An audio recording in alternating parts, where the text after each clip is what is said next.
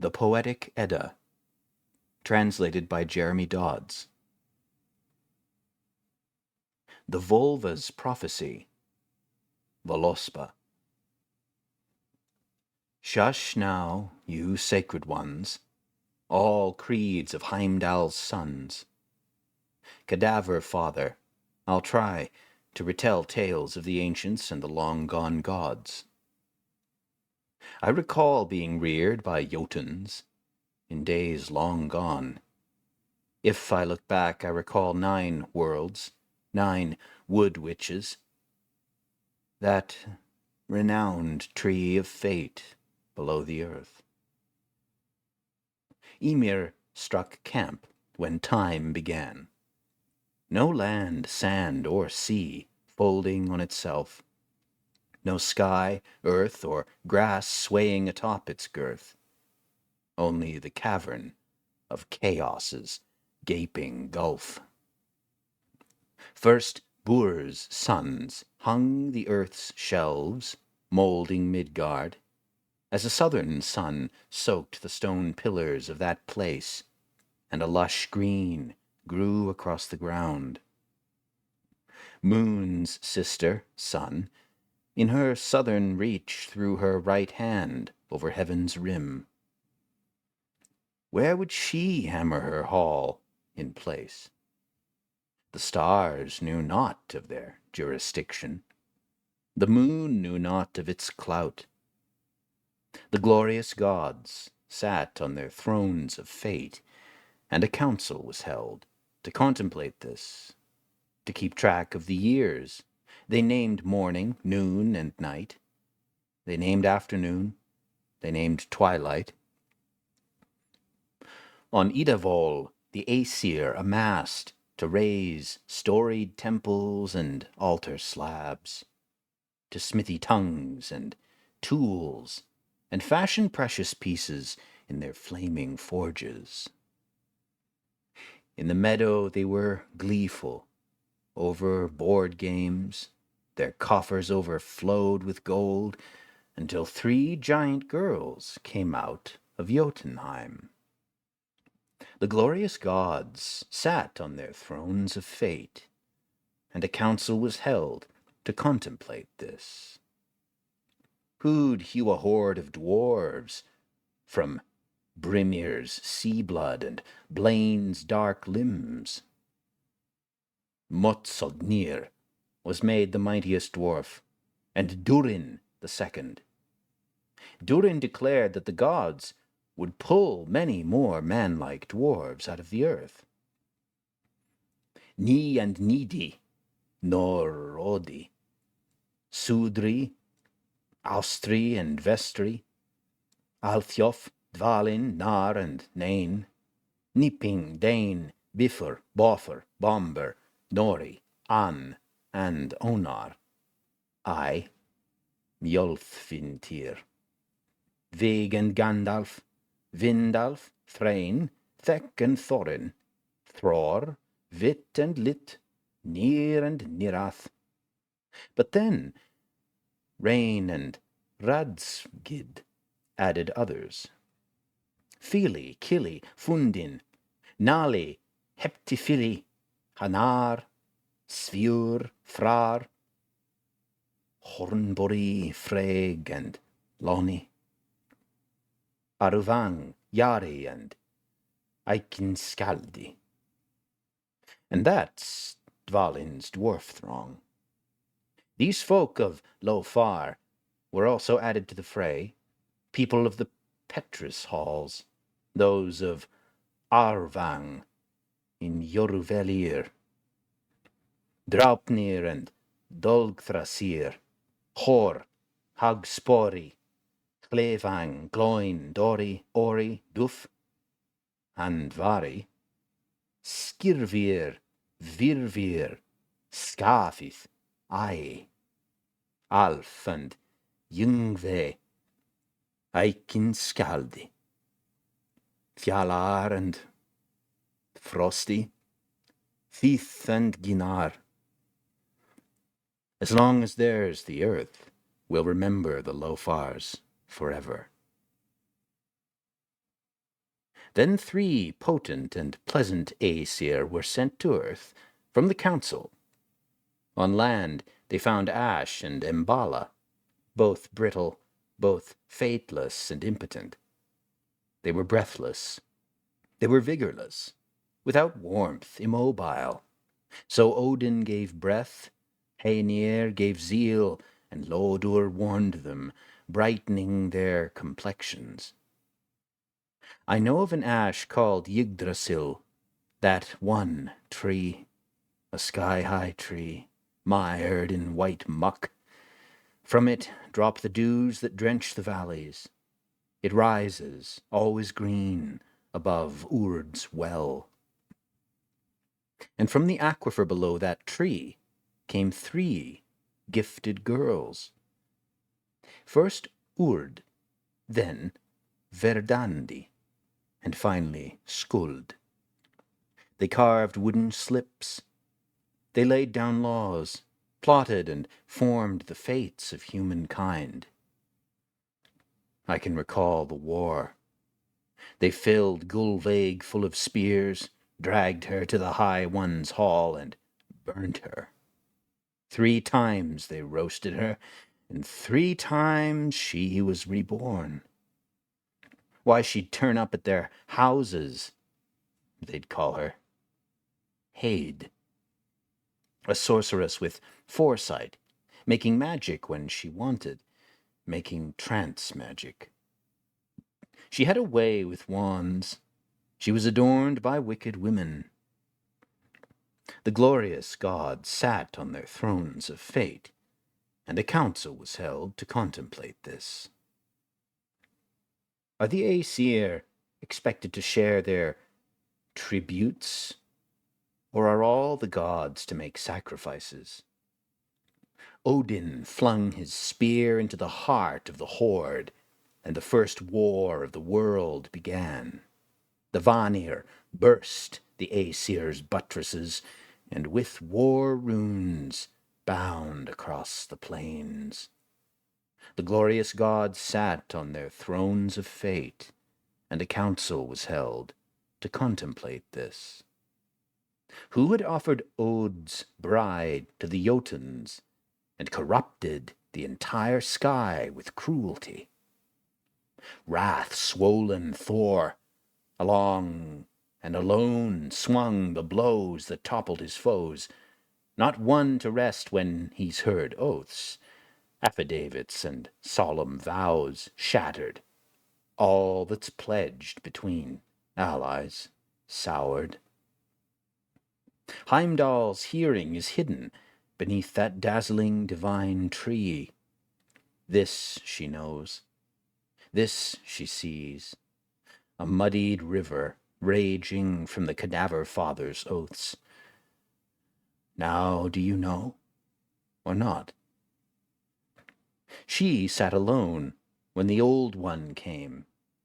The terror from the Aesir leered into her eyes, and she said, "Why do you hound me so? Why do you ask me?" "I know all." "I know your eye is hidden in the famous fountain of Mimir. Mimir swallows the mead of Odin's creed each dawn. Now do you know or not?" The warlord gave her rings and necklaces. She gave him wise words and sorcery staves. She saw all, the world wise before her eyes. Before her eyes Valkyries arrived from far and wide, the warlord's ladies ripe to ride. Skuld and Skogul brandished shields, followed by Guth, Hild, Gondul, and Gerskogul, ripe to ride over all worlds. I see Odin's son, Balder, bloodied, his fate fixed, and blooming above the plains fair, and at full height, mighty mistletoe hung from a slender spring. Hod sharpened a dangerous dart and shot it. At only 1 evening old, Balder's brother Odin's quick-born son learned how to slay. He wouldn't wash his hands. He kept his hair unkempt until he laid Baldur's slayer on the pyre. Frigg wept in Fensalir due to Valhalla's gloom. Now do you know, or not? Then the strongest of shackles were woven, the most binding of bonds, out of Vali's own entrails. She sees a captive laid out that looks a lot like Loki's fiendish figure. Sigyn sits joyless over her husband. Now do you know, or not? From the east a river runs, full of knives and swords, that's named Slid. In the north, on Nidavellir, sat a golden hall raised by Sindri's kin. A second hall sat on Okolnir. It was that Jotun Brimir's beer hall. And far from the sun, the seas, she sees another hall, with northward doors sitting on Nastrond, a hall fashioned from serpent spines, venom falling through its roof holes. And wading in torrential streams she sees murderers and oath-breakers, men who cuckold friends. Here Nidog sucks on corpses while the wolf sheds the slain unto ribbons. Now do you know, or not? Eastward in Jarnvid, an old Jotunus suckled Fenrir's litter, and of all them a curtain one will arise, in a monster's disguise. He'll be the snatcher of the moon. The blood of the doomed pulses in him, slopping the walls of the powers' halls with rosy gore. Next summer the sun blackens, the weather gets wicked. Now do you know, or not? Gleeful Egther, the Jotunus' herdsman, lolls on a mound top and plucks his harp as a cock crows in Faground. That red cock called Fjalar. There, Gullinkam crows over the Aesir, waking the warlord's warriors, and yet another cock bawls behind the earth, a scorched red cock in the halls of hell. Garm howls at the mouth of Gnipakil. The ravenous one breaks his bones and breaks his bounds. Free. She is full of wisdom. I can see farther still, to the fate of the grim triumph gods. Brother Gutting, brother on sister, violating bonds and hardening the world farther with whoring. Wolf time, wind time, axe time, sword time, shields high time, as the world shatters and no one is spared by anyone. In jest, Mim's sons kindle the sprig of fate in the mouth of the ancient Gjallarhorn. Heimdall blows the high-held horn hard, and Odin speaks through Mim's head, and the uptight ash, Yggdrasil, quakes. The ancient tree groans as it births a Jotun.